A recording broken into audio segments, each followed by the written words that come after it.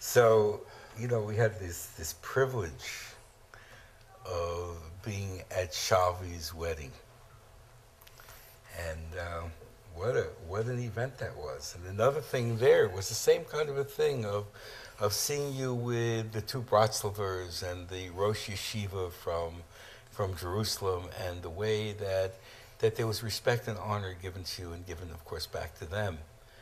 And it was awesome watching the two of them under the ketubah, under the chuppah rather, excuse me, and seeing the level of kedushin that poured out of them. It was, to me, it was an absolutely healing event to see that. And so of course it's my job to bless them, that they should have parnasa and mazel and wonderful wonderful children, and the children should be healthy, and the parents should live long, and all those kinds of things. After you write out the check, you ask God to sign it. Really, really, or to the best of my belief, bring it down, bring it down, and and so I hope you'll all say Amen to that bracha. Amen. And so let's say 75 years from now, okay, and 75 years, so maybe it's the grandchildren, maybe it's the great-grandchildren, or your great-great-grandchildren of that union. And they gathered together. What kind of a renewal community would you like them to have then?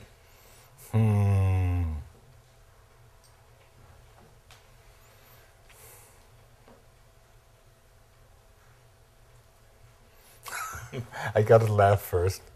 Tell you why. In Boulder, we have the kosher hams. And the kosher hams are the ones who always do the roast, and they're really wonderful. And they had to think about renewal in 100 years from now. And it had something like checking through an airport thing until you get through. And by that time, there were two renewal communities. One was the Orthodox renewal, and one was the experimental renewal.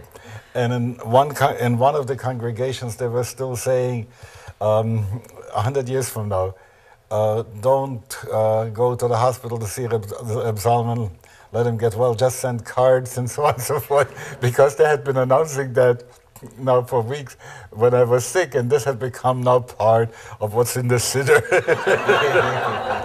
So on the one hand, I go to the place where it's funny, but I think that's not what you mean. You mean something else.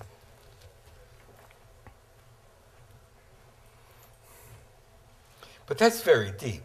That's very deep. That God forbid, in another incarnation, you should wander into a renewal community, and they're doing things as you did them, saying that this is the way we're supposed to do them. Yeah. When we're past that now in time. That's a ring. That's an old ring on the tree. Yes, it's not where they need to be. You know what I would hope for? I can't say what it'll be, but what I want to hope for is, by that time, I don't know if the name Patanjali means something to you, but there was this great yogi, Patanjali, and he wrote a book about the deep, deep kind of Raja Yoga, for all the four yogas, and he described in such a way that it was really what people could do in order to achieve these places. I don't believe that I would want to do it like Patanjali, because that would take too long. But in 75 years from now, I'd like to see that people will have perfected a way of so potentiating 20 minutes in the morning and 20 minutes in the evening, and those little reminders in the middle of the day, that they will actually stay in touch with that awareness. When they'll be able to look at each other and be available just like this, I need to make a phone call, can I talk to God through you? That should be a commonplace, shouldn't have to be apologized anymore. I would like to see that Shabbos,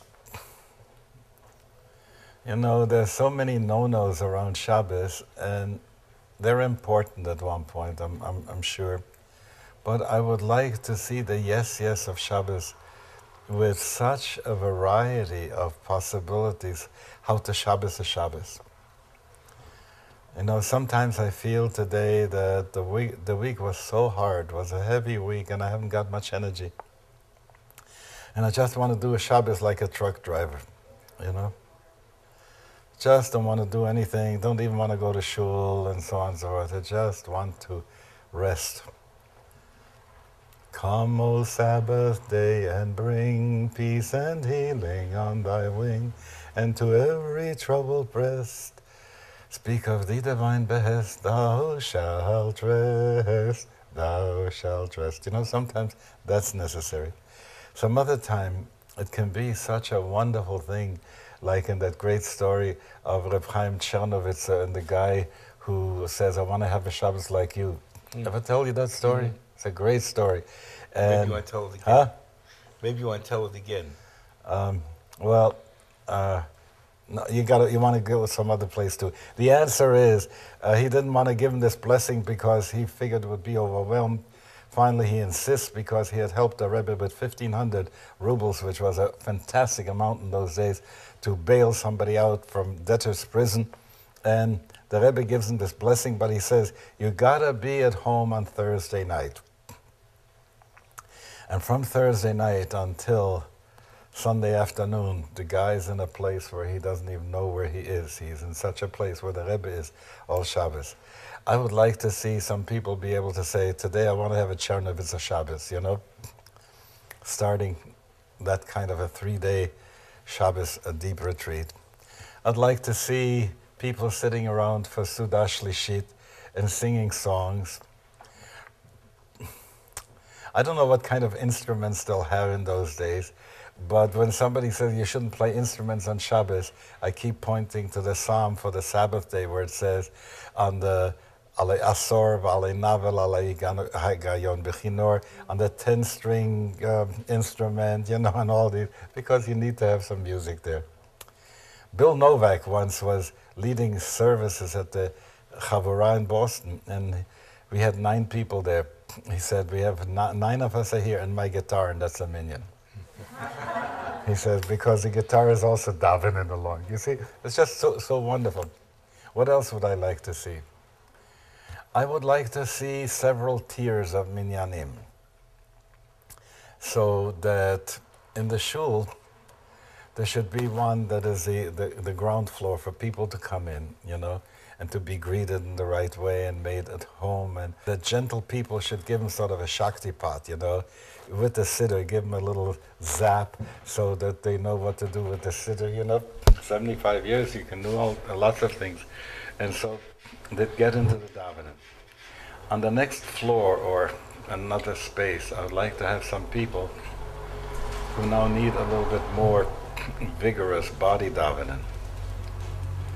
And there, from Birchot HaShachar all the way to the end of davening, there is such a way that it would take in what we do with Qigong, you know, that kind of a form. That would be a healing form, that would be also at the same time a way of body davening. In another place, I'd like some people who would be singing and feeling and visualizing and dreaming together, and they would be doing that. Another one, I would like to see the people who are sitting there completely sort of in a telepathic connection, thinking the great thought about the awesomeness of the universe and of God, you know? Right? So, and all these things happening at the same place, and the people from each group get a little bit of the vibe from the other group. What a good rehearsal for the Beis Hamikdash. We don't have to wait 75 years for that. No, you said you gave me a 75 years, I think could happen, yeah.